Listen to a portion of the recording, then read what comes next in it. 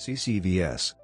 Ccvs, or Credit Card Verification System, was a credit card processing system designed for Posix-based operating systems, including Unix, Linux, and a version for Palm OS shown at trade shows. It was originally sold by Hell's Kitchen Systems Incorporated from 1997 onward and was acquired along with the company by Red Hat in January 2000. In 2002, Red Hat decided to exit the e-commerce market as an ISV, discontinued support for Ccvs, and recommended that customers transition to MCVE.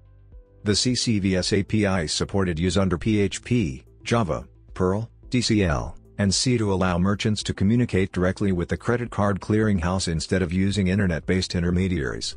Along with Red Hat's decision to discontinue support for this extension, it has also been removed from PHP and is no longer available since version 4.3.0. An alternative to Ccvs is MCVE. External links.